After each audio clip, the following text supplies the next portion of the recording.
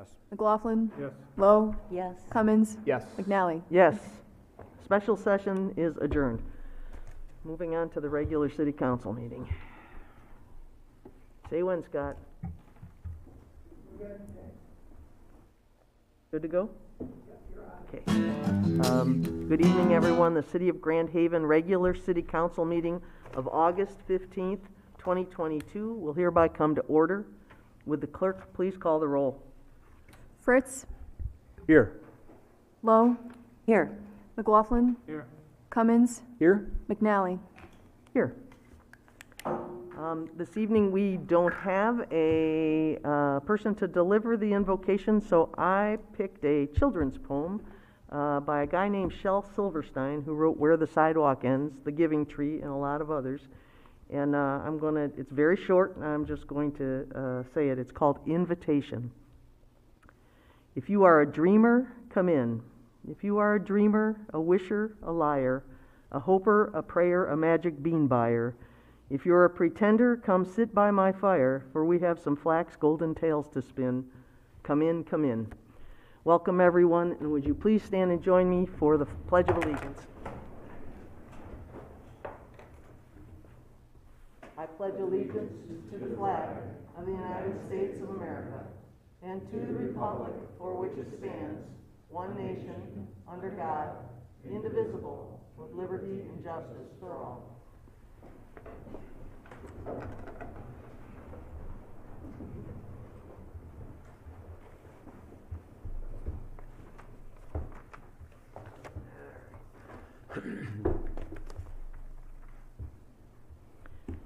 We take a motion to approve the consent and regular agendas. Is there a motion to that effect? So moved. And support. I've got some amendments I'm recommending to the minutes. Is that something that we do here, or? Maybe on the consent agenda? Yes. Yeah, that would be amendment to the consent agenda. Okay, I'll just read what I put. There's I'm recommending the existing minutes regarding Walter Davis's comments be summarized somewhat differently, and basically just said, he also requested, in light of our First Amendment protection of freedom of religion, that if we continue to provide an invocation at the beginning of city council meetings, we include a broader range of religious traditions to be more inclusive. I think it more thoroughly reflects what he said. Does anybody have any reservations about that? I agree with that. That's what he said. Okay, so I'm gonna, I guess do I need to make an amendment, or motion to amend? Ron? Yes. What do we need to do? Motion to amend the consent agenda to Reflect modify that. the minutes? Mhm. Okay. Is there So moved. support for that? Support. Motion by McLaughlin, second by Fritz. Will we call the roll? McLaughlin. Yes. Fritz. Yes. Lowe. Yes. Cummins. Yes. McNally. Yes. Okay. So we've got a motion at this point to approve consent and regular agendas as amended. Can I get that motion? Cummins. Yes. Fritz. Yes. McLaughlin. Yes. Lowe. Yes. McNally. Yes.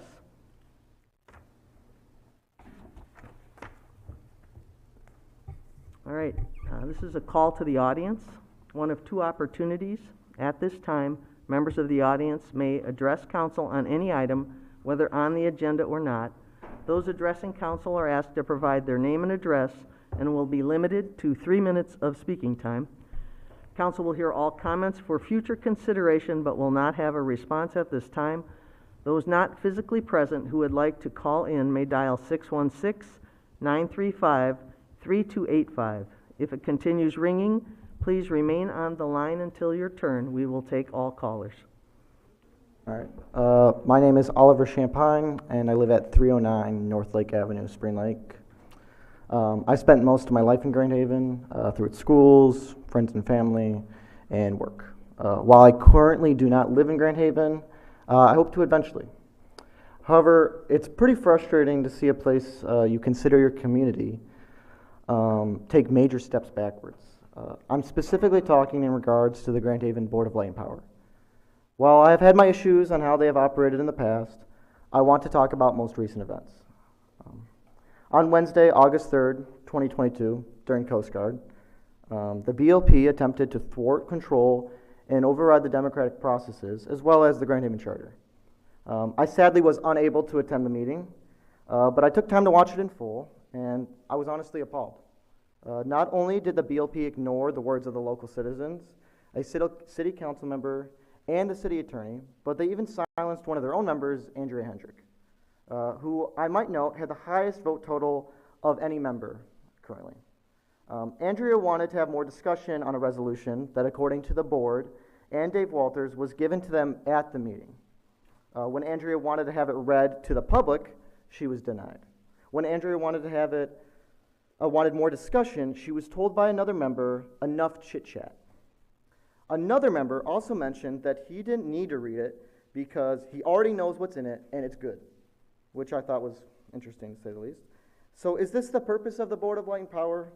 To be a group that ignores those it represents, to disregard the city charter and state constitution, to treat any member who does not follow along with the group with disrespect and shut them down?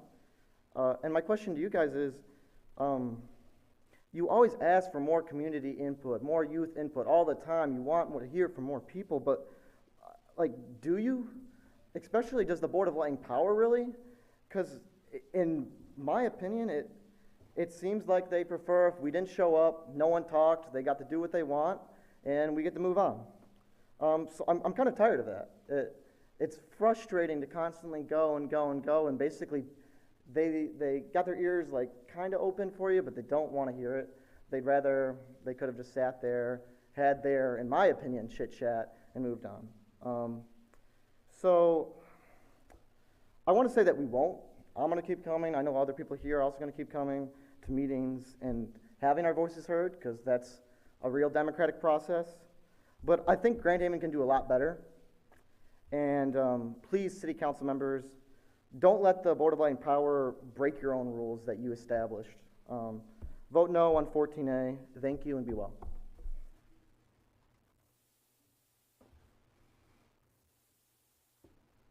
Good evening, Mayor and council members. My name is Margot Van Dis, and I live at 1120 South Harbor Drive in Grand Haven. My family has owned this property since 1953, and so we have been ratepayers of the Board of Light and Power for nearly 70 years. As a longtime customer, I feel the need to comment on the behavior of the trustees at a recent special meeting of the BLP. I am a retired dentist. As a female in a predominantly male profession, I've been subjected to my fair share of insults, interruptions, and indignities. But nothing I've experienced comes close to the abuse directed at Andrea Hendrick by her colleagues on August 3rd. I'm sure this wasn't an isolated incident. Have these men no shame? Do they talk to their wives, mothers, and sisters like that? They are an embarrassment to this community. They should not be in any position of authority or power, and they should be removed from these positions as soon as possible. Thank you.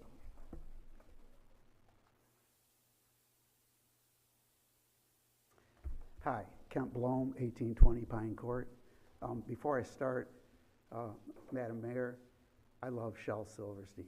Oh, good. But I don't know if he falls under the religious category, but that's cool for me. I'll go with it. I've been attending BLP board meetings since 2016. I have heard strong opinions expressed between board members and between BLP staff and board members. During this time, people were allowed to express their full opinions and to ask questions without interruption or being told that the meeting was moving on. That is until this year.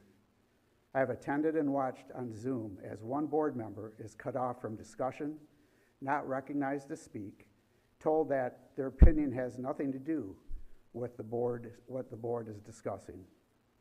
Then, not allowed time to explain to the obtuse members of the board and staff how their opinion relates. The only discernible distinction between this board member and the ones in the past is that she's a woman. As Margot just said, it's an embarrassment to the city of Grand Haven how she is treated. Grand Haven needs good, hardworking citizens on its boards and committees. How will we attract women to serve if this is how they are to be treated? On this council, we have two strong-minded women. They have expressed their ideas to the fullest. No one limits their time. No one tells them that the meeting is moving on. I can only hope that those at the BLP will acquire this enlightenment. Thank you. Hi. Baby. I'm Krista Boyd. I live at 1855 Colfax here in Grand Haven. And I'm here for a very similar reason to the other people, but I'm here tonight to share my thoughts regarding the Grand Haven Board of Light and Power special meeting that was held on Wednesday, August 3rd. I too watched by Zoom, and I was disturbed at the tenor and the tone of the meeting. While you, Grand Haven City Council, conducted your public meetings with respect, decorum, and patience, the same can just not be said for the Board of Light and Power. The chairman did not show any deference to Mayor Pro Tem Ryan Cummings when he spoke at the meeting. After 3 minutes, the chairman said that was enough. Councilman Cummings respectfully continued and finished his statement within 15 seconds. When Director Hendrick tried to ask questions about the fabrication of the board's resolution to be voted on and where the money came from to pay for the assistance in writing the resolution, she was summarily shot down. While Director Hendrick did not yield the rest of her time to deal with the content of the resolution, her efforts were dismissed. As a former high school teacher, I've tried really hard to teach my students the importance of respecting everyone, the value of listening, the importance of asking questions to get to the truth of the matter. Unfortunately, the 4 male members of the Board of Light and Power, they do not do that. And as an elected body, they do us, as citizens and their ratepayers, a great disservice. Since the BLP is a department of the City of Grand Haven's government, I ask that you exercise your influence and make them adhere to the same civil standards that you show here and every other member in City Hall. I think that these people should be held to a standard that we hold our children to. Thank you very much.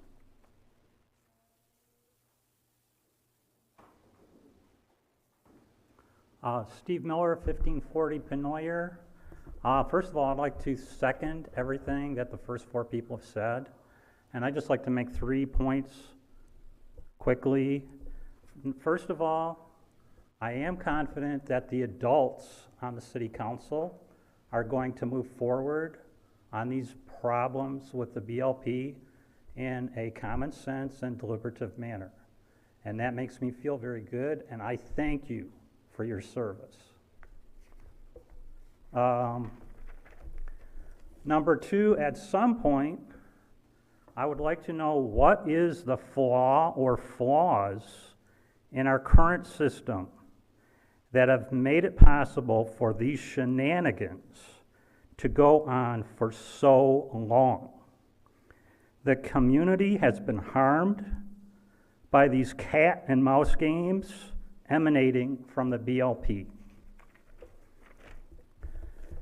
And number 3, I am bracing myself for the totally predictable outcry from the local Karens and Kens who habitually promote and defend the good old boy system that thrives and remains widespread in Grand Haven.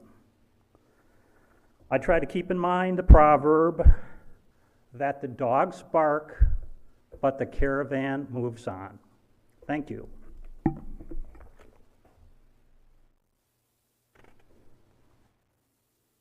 Hi, I'm Ashley Vanderplug.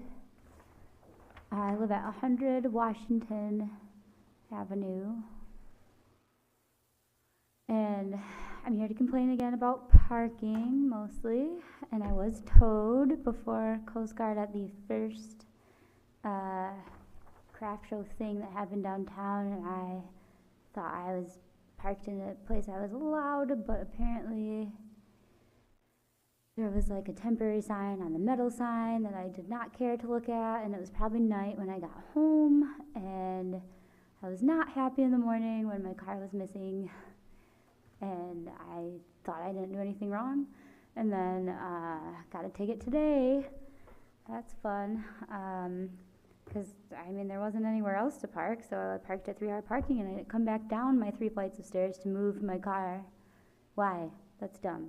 And I am a resident, and maybe you guys would like to pay for my ticket, since and you can volunteer, so you can have an experience what it feels like to support Grand Haven, since so far you don't seem to have any kind of interest or concern about the people who live downtown and our ability to park, since you guys get to park. You don't have to worry about that. You don't have to go up 3 flights of stairs and bring your cat to Kingdom Come like I like to do, and not have anywhere to park your car. I'm a little weird, but it makes things difficult, and I think that's it.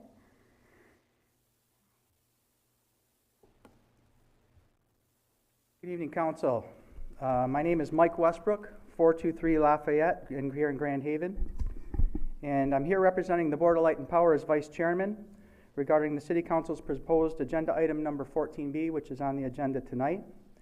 And I request that you confirm the Board's action taken at its August 3rd, 2022 meeting to approve and appoint Barnum as a special legal counsel for electrical utility matters, as it has served in this fashion to the full satisfaction of the Board of Light and Power for the past 25 years, until February of 2022. Just as City Council needs a city attorney for matters relating to municipal law, the Board seeks Barnum's deep knowledge and expertise in the areas of environment, energy, and utility law.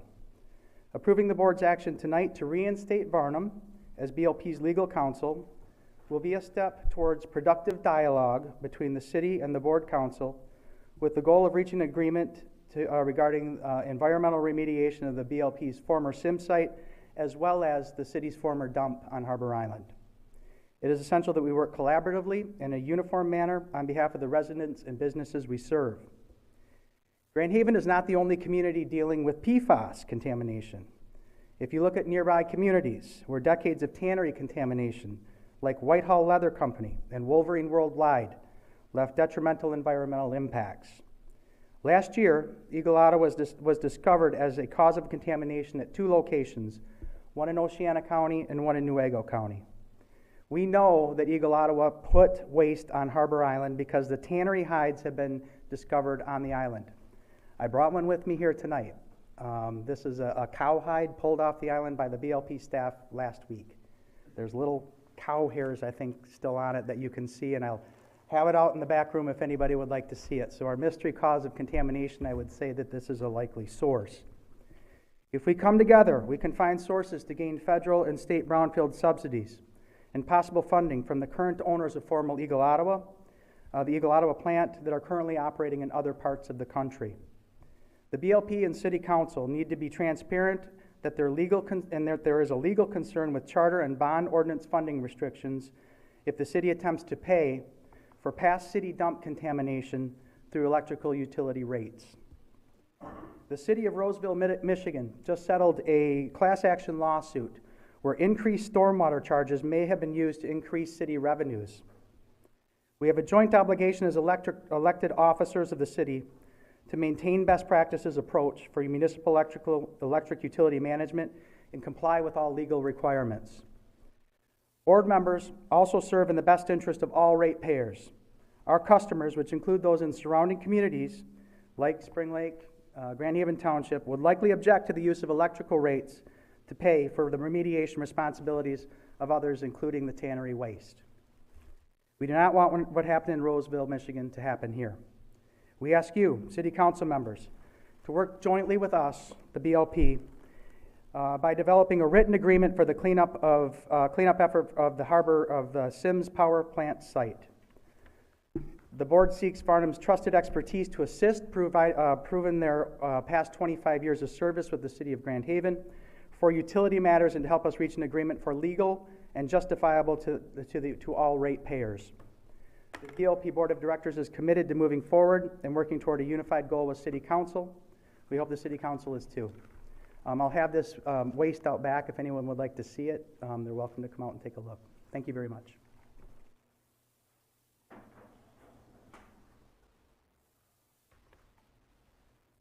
Good evening, Jim Hagan, 400 Lake. What I want to talk about is PFAS also. I've sent emails to all of you, to Derek, to Eric on the same issue, and this is the issue of Eagle Ottawa leather. Eagle and Empart did a presentation on the Eagle Ottawa Newaygo Farms on July 19th, so it's very recent. And that farm is actually 1,100 acres, which is almost 2 square miles. Eagle Ottawa had been dumping 1,300 tons per year of composted sludge from their water clarification system. They started in the 1990s, they ended in 2007. The new owners wanted a baseline study, and so it was done. They did the sampling, and they found some extremely high levels of PFAS type of materials. At the Longview farm, they found 240,000 PPT, parts per trillion, of PFAS. At the Hilltop farm, they found 200,000 of the same. In the shallow groundwaters, they found 1,800 PPT of PFOA at Longview and 680 PPT of PFAS at Hilltop. These are very high levels, and they provide excellent data for Grand Haven. You know, there's been a lot of speculation on how that pollution's occurred. I think at the beginning, people were even saying, well, you know, it's BLP, which, since there's no fluorine in coal, and fluorine, the F in all the PFAS is a primary component, was totally impossible. But I think, you know, recently there's been a lot of good interaction with your environmental company, and I believe that the GAP plan is a real good plan.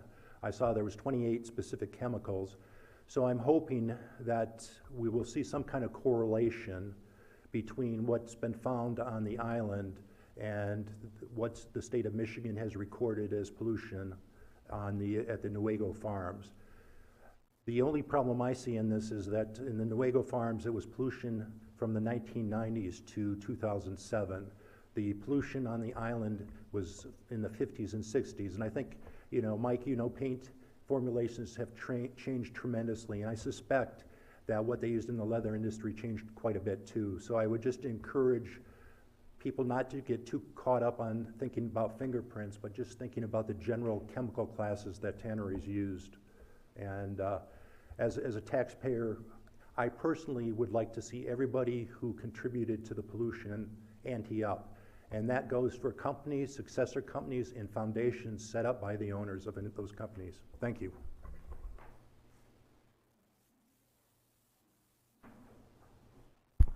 Jerry McCaleb, 1235 Slayton. I didn't know I was coming to the Andrea Hendrick victimization club meeting here, as I was a little interested. Was when she was running for her seat, as she certainly was not a victim, as she was slandering her opponents along the way, as well as city council members. So having sympathy for her is a little difficult for me to conjure up, so hope she's doing okay. But I'd like to also address the BLP issue. First off, I never really liked having the city attorney also representing neighboring townships. I always like to have our city attorney representing the city only. And so now when I hear that not only do you want the city attorney who also represents the township to also represent our utility and the labor, it puts a heavy burden on one person. And I am not sure that same person is an expert in all these areas, particularly in a utility where there is a tremendous amount of expertise and lawyer or legalities that a person needs to know. So I think there would be a better fit if the BLP was able to hire its own expert attorneys that are familiar with the problems that they face. Besides all of that, all what I hear is the city is out of money. You can't do this, you can't do that, you don't have any money, but every time I read in the paper, you're getting another legal opinion. And I know lawyers aren't cheap. So, and then when I hear that you get a lawyer's opinion and you don't take the lawyer's opinion, I'm thinking your money, you just flush that money for that opinion down the toilet. So I just find that a little bizarre that you don't want the BLP to hire their own guy so they pay them out of their funds instead of having the city taxpayer pay for all of these legal opinions. So I am all about having the BLP hire their own firm that is an expert in the things that they have to deal with and let them pay the bills and let the city taxpayer off the hook for some of these opinions. So thanks very much for your time.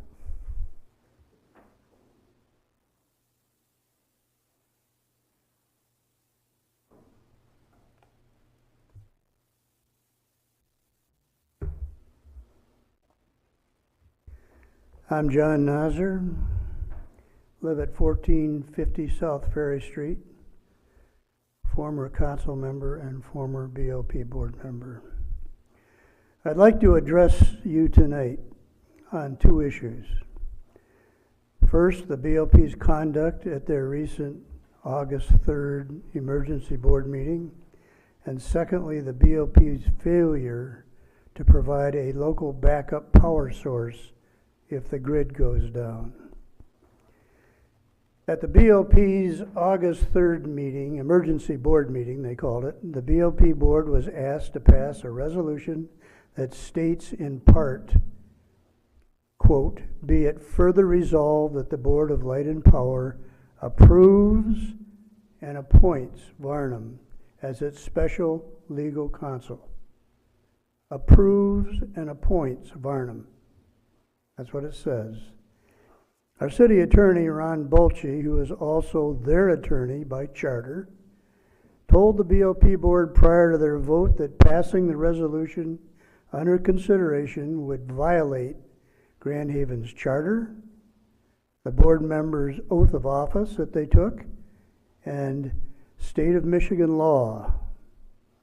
He told them that if they passed this resolution and were found guilty of committing an illegal act, the penalties for doing so could be up to a $500 fine, or 30 days in jail, or 90 days in jail, or both. Could also cause them to be removed from office. 4 of the BLP board members were proceeded to vote to pass the resolution anyway. To her credit, Andrea Hendrick voted no. Those BLP board members voting to pass this illegal resolution must be held accountable by City Council. You folks have control, not them. Per the charter and your attorney, they do not have the right to have Varnum or any other attorney do work for them, whether it be pro bono or for pay, without City Council consent and approval. You must hold them accountable for what they've done. Your community is watching. My second issue is that our community has absolutely no backup power source if the grid goes down. We're single sourced in terms of how the power gets here. We have no other way of getting it. You folks are responsible for keeping our community's members safe. Nothing could be more disastrous than our community losing power for a week, or a month, or 3 months. The petition recently signed by over 1,000 community users of BLP Power requested the BLP utilize a professional, qualified, unbiased consultant to examine our community's situation and to provide the pros and cons for potential local generation sources. Local generation sources, Nothing has been done on this by the BLP. It's been months. Our community is very vulnerable. Nothing could be more damaging and life-threatening than us losing power for an extended period of time. Please do something. If the BOP refuses to initiate the requested action, please consider doing so yourselves. Thank you for listening.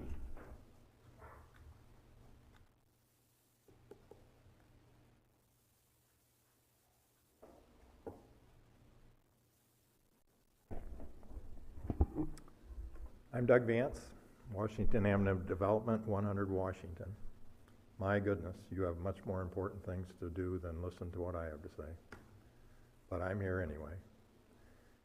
And I'm here to talk about parking. Ashley was just up here, and that poor girl, struggling, trying to make a living, building her own business, had her car towed for absolutely no reason. I've got pictures.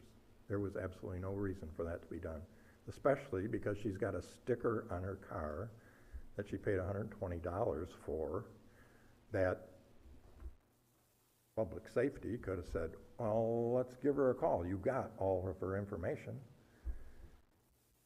I mean, this is ludicrous. This is such a simple fix. I have told you over and over and over again, I'll have it fixed tomorrow. Nobody from the city has to lift a finger, and nothing will change. You'll still have the same number of 3-hour parking spaces that you have now. No parking will be reserved for anybody.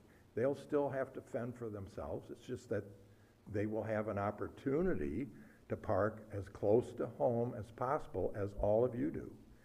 I've now come upon another situation that has come to my attention. I'm sure most all of us in this room have, if we're not living alone, have more than one vehicle in our driveway or wherever else we can park for free. But I came upon the fact that my tenants can only have one car. So for every apartment I have, there's only one car allowed. I have a tenant who was seriously injured at work, had to go live with his parents for a month because he was injured so badly. Finally came back. He's working in another position at where he works. His arm is all screwed up, his neck's screwed up. His sister came to help him. Guess what? She has to pay $5 a night to go to the kiosk to get a parking pass to park overnight, because the city will not allow her to pay $120 for a pass, or $10 a month for a pass, while she's there helping her brother. I mean, this gets more ridiculous the more I get into it. Can't we fix this? I'll fix it tomorrow. Just give somebody the okay to let me do it, and I'll do it. Thank you.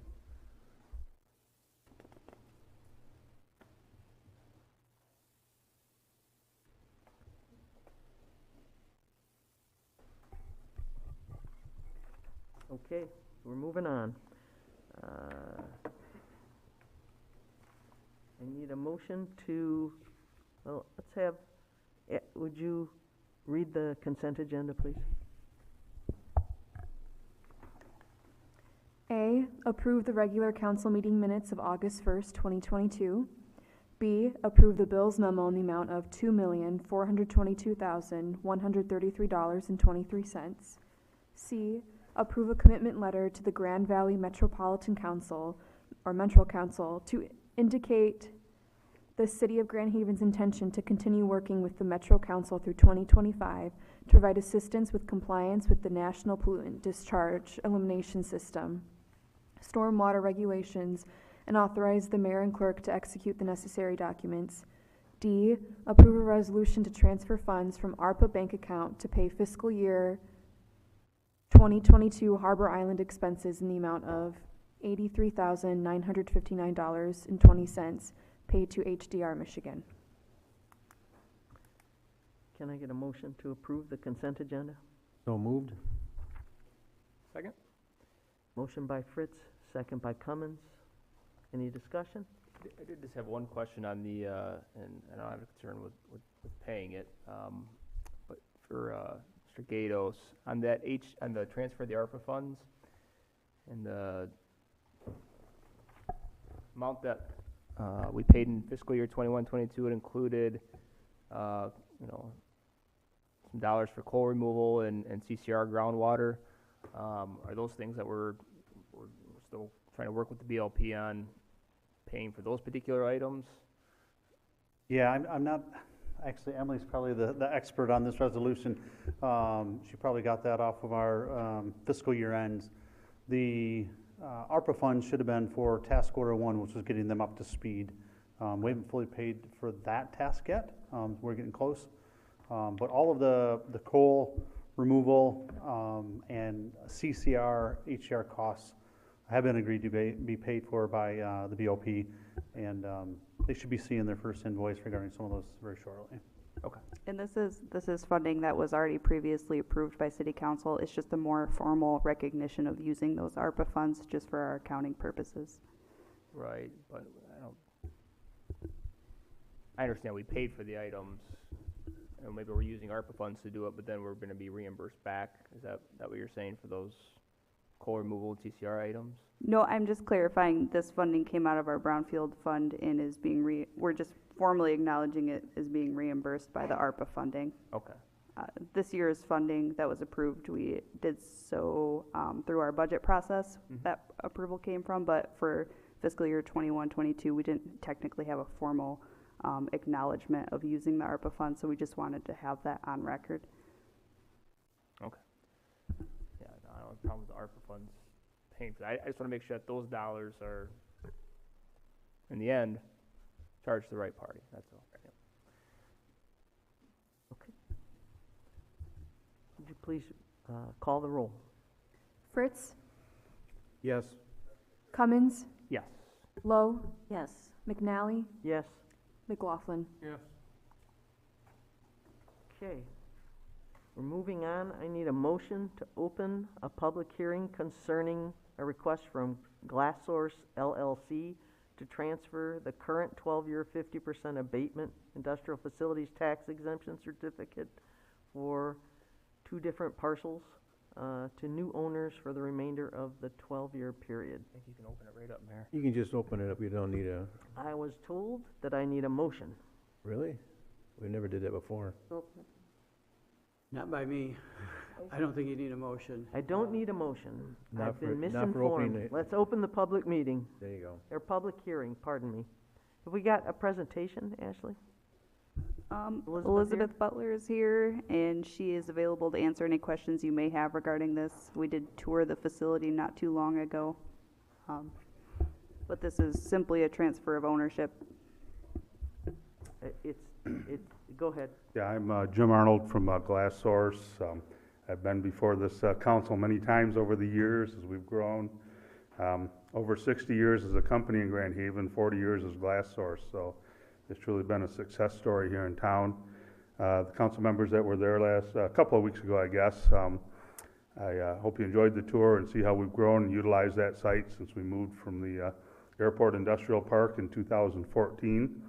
I've been doing this for over 40 years, and in December we transitioned. We were acquired by a company called Basco Shower Door out of Mason, Ohio. Cincinnati really is what it is, and I'm really pleased that they're a family-owned company. The 3rd generation son of the owners has moved to the area. He's helping to run GlassSource and integrate that into their shower door family. And for those of you that aren't familiar with GlassSource, shower doors are one of our key products, so it's a real natural fit. I'm pleased that they bought the facility as well, because their intentions are to continue to grow and expand here in Grand Haven. So I appreciate your support. I appreciate it all over the past 40 years. I'm still the acting president of the company. I'll be around for a while, but I just wanted to give you a little background on it and say thank you. Thank you, Jim. Good evening, Elizabeth Butler, Director of Economic Development Strategic Directions for the Grand Haven Chamber. I'm here tonight as we support the IFT transfer to the new owners.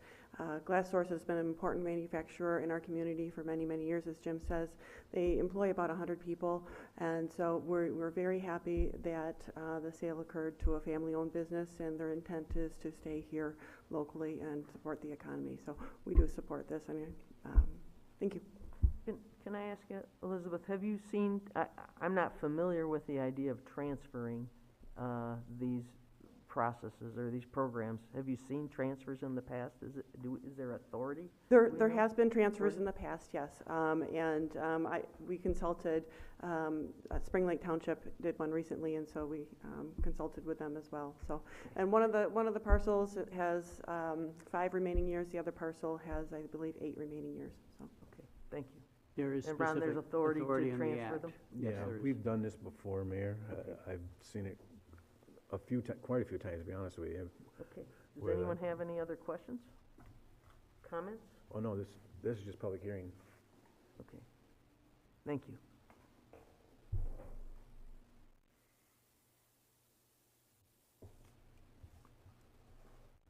We got anyone else who's interested in speaking? Then I'm going to close the public hearing. And we'll move on. Will the clerk please read the motion?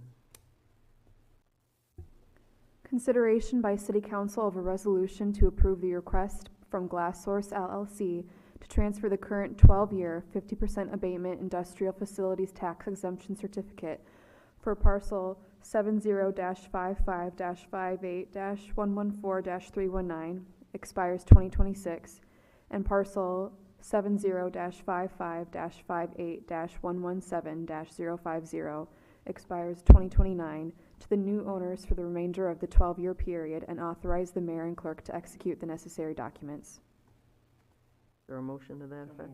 And second. Motion by McLaughlin, second by Fritz. Any discussion? No, this is a very good company. It's been here for a very long time. You guys all took a tour of it, and they have opportunities to expand out there too on the same property and that. So I think it's a good thing for us to move forward with this. Clerk, please call the roll. McLaughlin? Yes. Fritz? Yes. Lowe? Yes. Cummins? Yes. McNally? Yes. All right.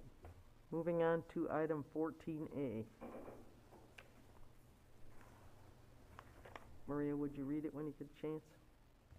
Consideration by City Council to approve a resolution approved by the Grand Haven Board of Light and Power Directors at a special meeting held on August 3 to support their commitment to the continued environmental remediation and redevelopment of the former Sims Power Plant site on Harbor Island, and to appoint Varnum as a special legal counsel for utility matters.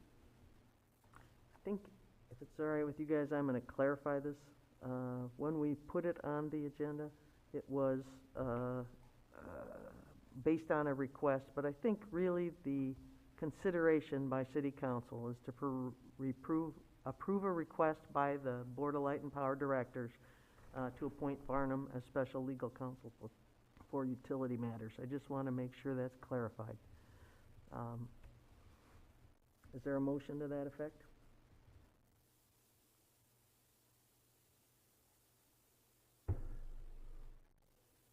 I think the motion fails. Well, the motion doesn't fail. We move on. Ron? Can I make a motion to discuss? Yes. Are you making such a motion? Yeah, to discuss. All right. Is there a second for that? I'll second it. Mike? I'm not in favor of it, to be honest with you. There's been disturbances on that board for a long time now, since I've been watching it happen, and it's going in the wrong direction. And I don't think, when we first started out, we used to okay it with no problem whatsoever, but all of a sudden they started using it for other purposes than what we had designated them for. I'm not in favor of that. I don't think they need to have a special thing. I think our law firm, Ron, do we have people that handle electrical stuff? You can pass that on in your firm or not? I do have a firm of 500 attorneys, and I've been able to find specialists in every area I have sought so far. Okay, that's what I thought. So they're very capable, our firm is very capable of handling the situations that they need to have. This is a discussion that I want to have. I don't know about the rest of you, but we need to have this out here, let people know that the firm we have is a very good firm. They do have attorneys that can handle this, and Ron can access them anytime they need to have an answer on it. I'm not in favor of this motion whatsoever, and the way it was handled. I myself personally felt that was a stab in the back to me. I tried to put these two boards together, and I wanted to talk it over, and it seems like they wanted to stick it with a knife in my back and say, sorry, Mike, we're not going to listen to you anymore. And I'm very, very hurt. I tried my best to try and make things work between two boards. And I tell you, it's very difficult when they don't want to. They came up with a resolution, if you read the whole thing, is they made a lot of demands and stuff on that order, and they wouldn't meet with us unless we meet their demands. And I'm not going to do that. I wanted to meet without any demands. And so I'm pretty upset.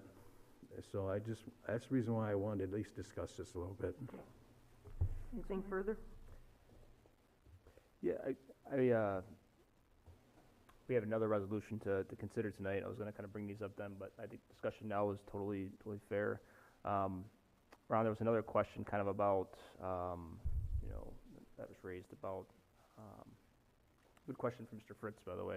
Is your firm capable of handling all, the needs of all of our departments of the city, including the city council? And I think you've answered that, but can you kind of talk about how you don't believe there's a conflict by the city attorney and Dickinson Wright representing all departments?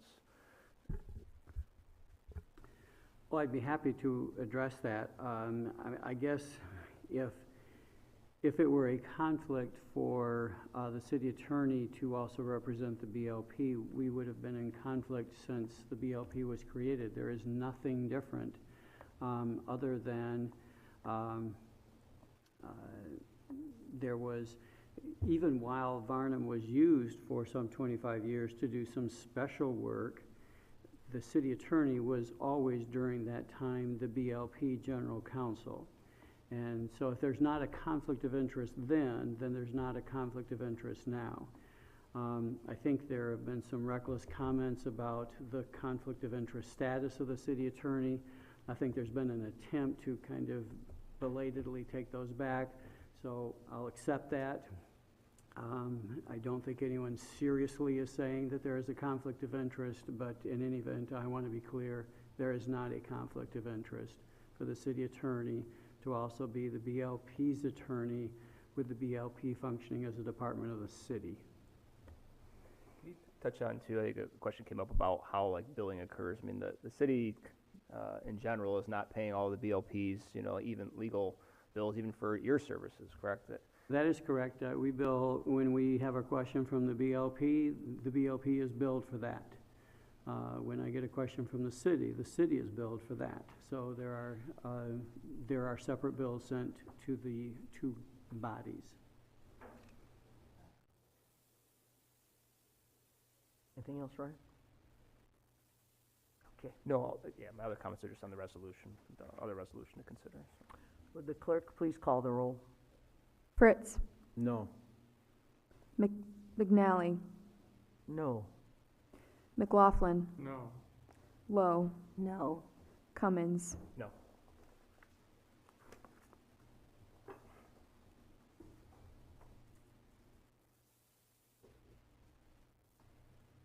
We move on, please, Maria, to the next item. Consideration by council of a resolution to affirm its decision of March 7, 2022, when it appointed Dickinson Wright as a city attorney to provide legal services to the city, including utility and labor services for the BLP, and when the council refused to take action on the request by the BLP to hire Varnum as a special legal counsel. Is there a motion to that effect? So moved. Support. Discussion? Would you please call the roll? I'll just say, just real quick, you know, council speaks through our resolution, so I think folks really should read through the resolution. It explains I think the reasoning and rationale, quite well and touches on some of the concerns that have been raised about, you know, even some of the questions and concerns, so.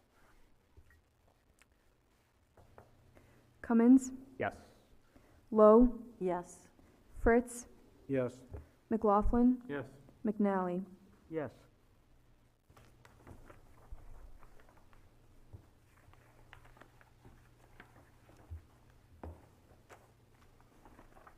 Okay. I think we're at report by city council. I'm gonna start with council member Lowe, if that's all right. No, I'll just defer. Ryan?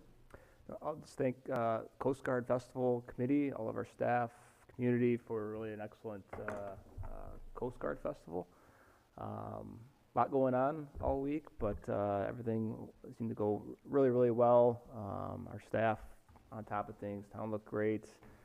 The festival committee just does a fantastic job, you know, organizing all these different efforts and multiple things that are going on. So big kudos to them, and that's all I have.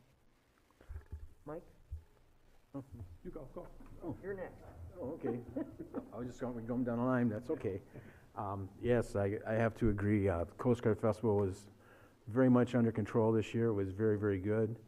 In my neighborhood especially, I don't know about anybody else's, but usually I see the influx of vehicles and cars and traffic and people.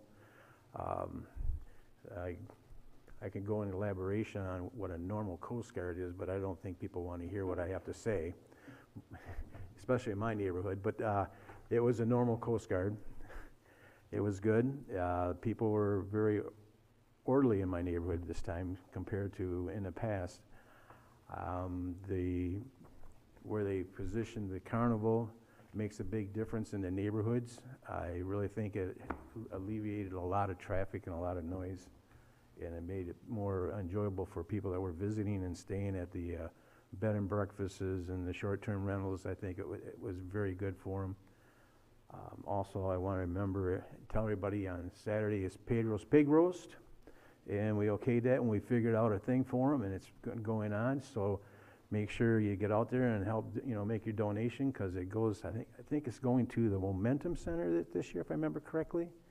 So it's a good thing for the city. He does for us. So hope everybody gets the chance to go out there and see what this is all about and support it. So in my neighborhood, I'll keep on going for a little while here.